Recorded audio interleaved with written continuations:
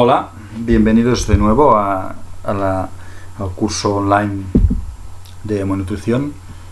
Gracias por estar aquí. Bienvenidos pues a esta sexta y última parte. Y vamos a empezar esta sexta y última parte a través de la explicación de cómo podemos hacer una valoración de nuestra lengua para saber realmente cómo está nuestro cuerpo por dentro. A nivel emocional nosotros podemos pensar o sentir que estamos de una manera o de otra y nos podemos en cierta manera engañar. No, estoy muy bien, o yo creo que estoy muy bien, porque no quiero reconocer, como decíamos en una de las partes del curso, que a veces no queremos reconocer lo que nos ocurre.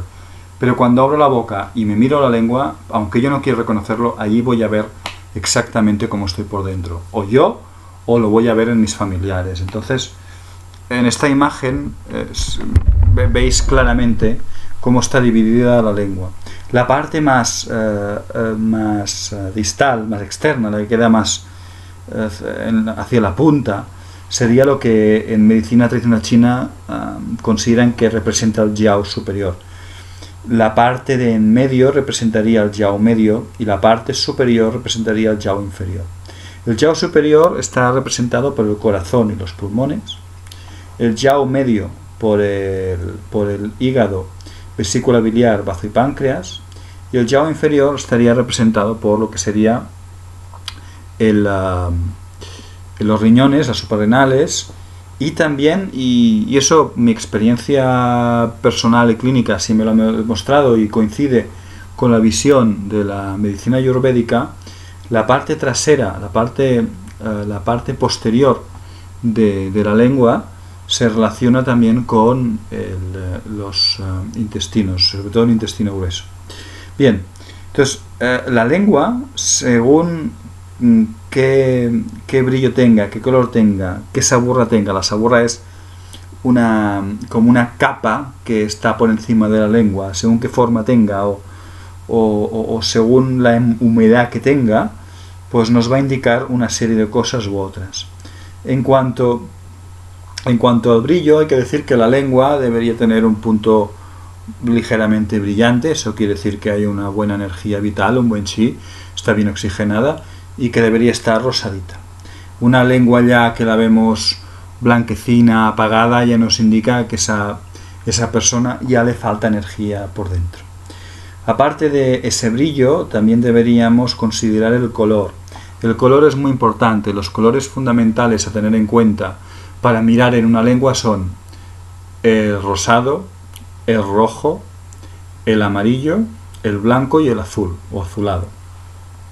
El rosado es el que decía que indica que esa lengua, ese cuerpo por dentro está bien. En general, que tiene buen pronóstico.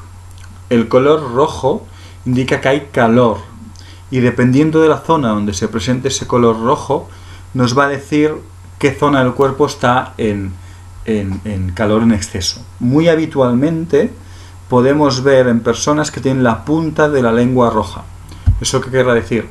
Que tiene el corazón en excitación, ¿no? que está en calor. Entonces tenemos ese corazón afectado por las emociones que sean. Esa persona que tenga la punta de la lengua de color rojo, que se plantee por qué la tiene. Después también puede estar en rojo los laterales de la lengua, que como podéis ver en la imagen de la lengua representa el hígado. Cuando tengo la lengua, los laterales en rojo, quiere decir que tengo exceso de rabia, de ira, de frustración.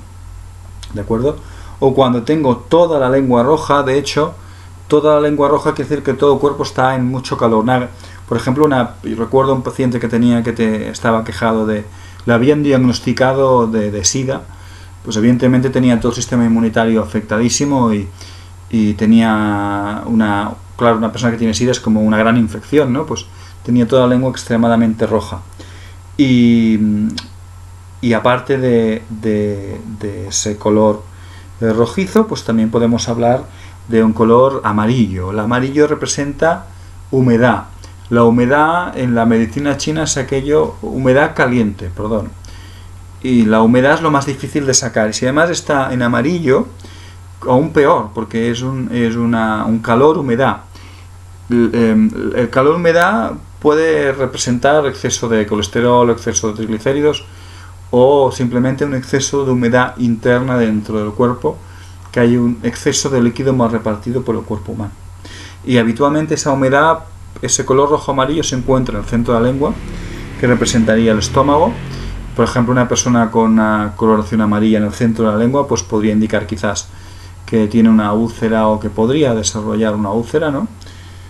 Pues seguramente tendrá malas digestiones. O una persona que tiene exceso de humedad, que tiene esa coloración amarilla detrás de la lengua, puede indicar pues que hay agotamiento, por supuesto, porque hay humedad detrás, y además ese exceso de humedad-calor seguramente está afectando también a los intestinos y tendrá seguramente gases, malas digestiones, y eso afecta sobre todo también a la microbiota, que es un aspecto que aquí no voy a tocar, pero que en el blog ya habréis leído, que he tocado muchísimas veces, y si aún no habéis visitado mi blog, repasar los artículos que tengo publicados, y en todos ellos pues hablo de la microbiota. De hecho, si miráis a la izquierda del blog las etiquetas y buscáis la palabra microbiota y clicáis allí, pues os llevará directamente allí donde se habla sobre la microbiota. Y otro color también muy importante tener en cuenta es el color azulado. Cuando hay un color azulado de la lengua, nos indica que estamos delante de un paciente que está sufriendo un estancamiento de sangre. O sea, esa sangre no circula bien y podría ser una persona que con el tiempo sufriera un ictus, un accidente vascular cerebral o un infarto agudo miocardio.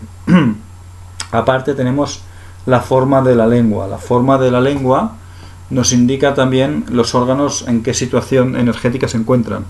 Una lengua hinchada quiere decir que hay poca energía porque los líquidos se acumulan en la lengua. Cuando hay acumulación de líquidos quiere decir que esta energía no circula bien. Y si además de esa lengua hinchada la lengua tiene marcas dentales, quiere decir que esa lengua, esa persona tiene vacío de Yanchi de bazo, o sea, de bazo y de páncreas, con lo que esa persona es posible que tenga malas digestiones y que necesite reforzar esa zona. Y además, otra forma típica de la lengua pues es una persona que tiene una raya central, ¿no? En la lengua, pues esa raya central indica que hay un vacío de líquidos en el estómago. Pues ese vacío de líquidos en el estómago puede estar relacionado también con que en el futuro pueda desarrollar después, por ejemplo, unas gastritis que se puedan convertir en úlceras. Y esa línea central en la lengua, cuanto más larga es, si va hasta la punta de la lengua, indica que es aún más grave, porque si va hasta la punta de la lengua, quiere decir que está afectando incluso al corazón. Y en cuanto a la saburra lingual, pues bien, la lengua debería tener una saburra ligera, ligeramente blanquecina. Dicen los chinos que debería ser como un campo de hierba, ¿no? Algo suave y ligero. Cuando vemos una saburra en exceso blanquecina, ese color blanco, suele querer decir que hay exceso de frío dentro del cuerpo. Entonces la persona necesita alimentos más bien de naturaleza caliente, ¿vale? Entonces, bueno, ya digo, esto que estamos haciendo aquí ahora lo estoy haciendo de una manera muy rápida para que tengáis una idea, para que cuando abráis la lengua, cuando abráis la boca y saquéis la lengua y os la miréis, tengáis una idea más o menos de por dónde van los tiros. También os podéis encontrar a veces que a vosotros o a alguien en la lengua le vais puntitos rojos. Bueno, pues esos puntitos rojos ya os podéis imaginar, ¿no?, que es exceso de calor en el cuerpo humano. Y hay que ver cómo afecta, ¿no? Si es en toda la lengua, pues será que hay exceso de calor en todo el cuerpo. Y si esos puntitos rojos se ven en determinadas zonas de la lengua, observar en qué zonas de la lengua se presentan y entonces ahí os dirá dónde está ese exceso de calor. Bien, dicho esto, pues ya sucintamente voy a comentar algo en relación a los movimientos y los alimentos. El movimiento agua, que también es conocido como mar de la médula, que como decía representa el frío y la quietud. Su sabor es el salado. Se considera que es el mar de la médula porque se dice que la médula espinal es hija de los riñones y el mar de la médula sería el cerebro. Entonces cualquier enfermedad relacionada con con el cerebro, pues se relaciona con el movimiento agua, ¿no? Y también relacionamos con el movimiento agua el oído. Y ya he dicho también, pues bueno, los órganos, riñones, suprarrenales, aparato reproductor, se relacionarían con este órgano. Los alimentos que deberíamos comer si queremos potenciar este movimiento, porque consideramos, por lo que hemos visto durante estos días en el curso, que necesito tonificar mi movimiento agua, pues aquí tenéis un dibujo de los alimentos más destacados. El agua de mar, podéis encontrar mucha información en internet sobre la misma. Los mejillones, muy importante los mejillones quitarles el estómago para que no nos hagan daño y comernos el músculo donde se aguanta el mejillón. La alfalfa también es muy interesante, pero hay que tener en cuenta algunas cosas sobre la alfalfa que aquí no voy a comentar, pero que durante el curso comentamos. Buscar información sobre la alfalfa. El mijo es un alimento que también vamos a encontrar muy importante para todos los movimientos. El trigo sarraceno, en especial importante para tonificar el riñón. La salsa de soja o tamari, las algas, tanto kombu como las nori. Las algas nori, solo quiero comentar aquí que son muy interesantes porque se ha demostrado en un estudio que tiene una cantidad suficientemente importante de vitamina B12 como para que incluso niños que han nacido sin ingesta de carne tomando vitamina B12 pues no tuvieron ningún problema de falta de esta vitamina. Y los espárragos son todos los alimentos muy interesantes a tener en cuenta si tengo problemas con el movimiento agua. Asimismo, también el movimiento agua se relaciona con una estación del año, porque todos los movimientos se relacionan con una estación. La estación con la que se relaciona el movimiento agua es el invierno. Y en el invierno pues ya veis que hay muy poca fruta, pero sobre todo hay mucha verdura y setas, ¿no? Por ejemplo, es muy importante las setas porque aumentan mucho el sistema inmunitario. El brócoli porque alarga mucho la vida, porque tiene muchos antioxidantes, anticancerígeno. Y pensar que los riñones, sobre todo los suprarrenales, son las pilas, ¿no?, de nuestra vida. Los chinos consideran que en los riñones está la base de la vida, los canónigos, la ensalada. La madera sería, en este caso, la primavera, el hígado y la vesícula biliar, el sabor amargo, y lo podemos ver que la madera se manifiesta en el exterior a través de los ojos y de las uñas. Los alimentos relacionados con el movimiento madera serían los amargos, y los más destacados serían la escarola, el apio, otra vez la alfalfa, el mijo y el pepino. Y en cuanto a los alimentos de primavera especialmente interesantes en relación a este movimiento sería la alcachofa y el limón. Y el limón en especial tiene la parte de la corteza que es amarga.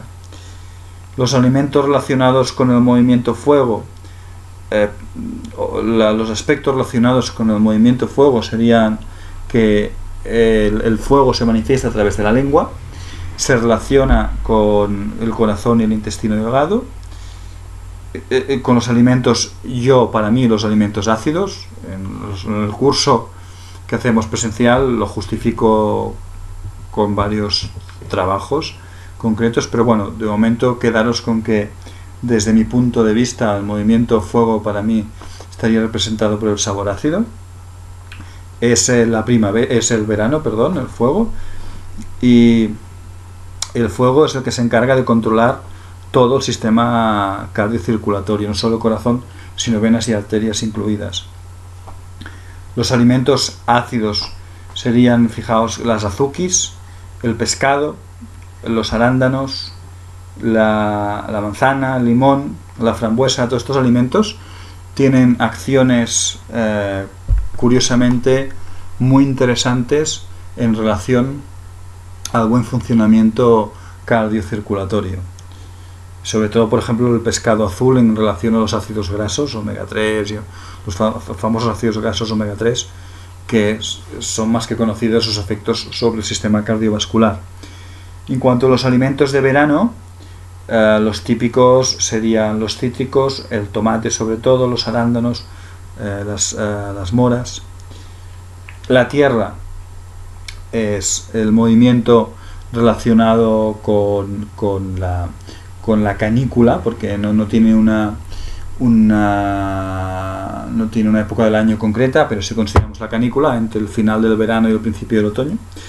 Y recordemos que se relaciona con el bazo páncreas-estómago y que su sabor es el dulce. Y es muy importante tener en cuenta que el bazo ama la sequedad y el estómago la humedad, y que se manifiesta al exterior a través de los labios. ¿De acuerdo? Si veis una persona con labios resecos, pues nos dará una idea de que tenemos delante una persona con un bazo muy afectado. Los alimentos que se relacionan con el movimiento tierra, pues ya veis que son muchísimos. Los alimentos dulces, los pescados, las algas, las almendras, el maíz, los frutos secos, los guisantes, sobre todo los boniatos, las zanahorias, la remolacha interesantísima, otra vez el trigo sarraceno, las calabazas, el mijo, por supuesto, el trigo. Yo de estos alimentos quiero destacar para que busquéis información, ¿no?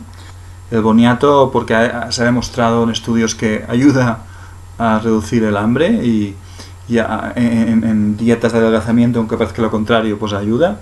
Y la remolacha es extraordinaria. Los últimos estudios que tenemos sobre la remolacha son interesantísimos en cuanto a la capacidad energética que tienen. El movimiento metal es el que se relaciona con el pulmón y el intestino grueso, por supuesto. Se abre al exterior a través de la nariz. Su momento del año, su estación es el otoño, y su sabor es el picante. Y como alimentos picantes destacaríamos el ajo, el aceite de germen de trigo, la cebolla y el jengibre. Y además el movimiento metal, una de las funciones que tiene también es defendernos, ¿no? La medicina china relaciona el movimiento metal con un movimiento de defensa. Pues bien, realmente fijaos que el ajo, si buscáis información en internet sobre el ajo, veréis que lo que más destacan es su capacidad antivírica, antifúngica, o sea, una capacidad brutal para defendernos de agentes patógenos externos. La cebolla, 3/4 de lo mismo, también tiene una capacidad defensiva muy interesante. El germen de trigo tiene una cantidad extraordinaria de vitamina E, también tiene un punto picante, y esa vitamina E es conocida como la vitamina anti-envejecimiento por excelencia, y eso nos ayuda a tener un terreno fuerte. Y por supuesto el jengibre también es una raíz extremadamente conocida por propiedades extraordinarias, entre ellas por ejemplo el anti-envejecimiento o también ciertas propiedades anticancerígenas, con lo que podéis ver también nos defiende ante determinados agentes externos. Y los alimentos típicos de otoño, pues ved que sobre todo quiero destacar los nabos y los puerros, ¿no? Con el sabor picante de los dos, y en especial por ejemplo los puerros, sabemos desde la medicina oriental que nos ayudan mucho a tener fortaleza interior, ¿no? Se ve que tonifican mucho también al riñón. Recordar que el movimiento metal es la madre del movimiento agua, con lo que tiene sentido que ese puerro que tiene sabor picante sea el encargado de generar después energía que la enviará a su hijo al movimiento agua. Y bien, quiero terminar este curso con esta frase de Sir John Eccles, un señor que era neurofisiólogo y un premio Nobel, y me impresionó mucho esta frase cuando la leí en su momento, porque nos dice que tenemos que reconocer que somos seres espirituales dotados de alma, que tiene su existencia en un mundo espiritual, así como seres materiales dotados de cuerpo y cerebro, que tienen su existencia en un mundo material. Fijaos que un neurofisiólogo reconoce la importancia de la espiritualidad, porque somos seres espirituales. Y bien, con esta frase que creo que nos puede hacer reflexionar sobre muchas cosas, quiero agradeceros vuestra atención y también os animo a que vayáis reviendo partes de este curso para ir integrando el conocimiento, que sé que es mucho en poco tiempo, pero bueno, como que está grabado, lo podéis ir repitiendo. Y también os animo a que si en un momento dado pues pudierais hacer el curso presencial, pues la verdad es que podríamos profundizar muchísimo más en muchísimas cosas. Pero si con este pequeño curso que os he dado os habéis quedado con una idea general de lo que representa la nutrición, y si alguna de las cosas que yo os he explicado lo podéis incorporar en vuestro día a día, pues me daré por más que satisfecho. Simplemente, como al final de cada uno de los vídeos, invitaros aquí, si tenéis cualquier pregunta o comentario, pues lo hagáis a través de los comentarios del blog o a través de mi email emonutrición2014@gmail.com, y también, si queréis, a través de YouTube también podéis poner vuestros comentarios, y agradecido de antemano por todos los comentarios que me podáis hacer, ya sean en positivo o en negativo, porque los dos serán agradecidos, ya que de los positivos se agradecen porque te animan a seguir, y los negativos te animan a continuar mejorando y profundizando en cada una de las cosas que estoy haciendo y proponiendo. Así que de nuevo, muchísimas gracias por vuestra participación, y espero de todo corazón que esto os ayude en vuestra vida diaria, y a vuestra disposición me tenéis por si alguna cosa podéis necesitar, ya sea dentro de este campo de la hemonutrición o cualquier otro dentro del mundo de la salud que consideréis que os pueda ayudar. Muchas gracias y hasta pronto.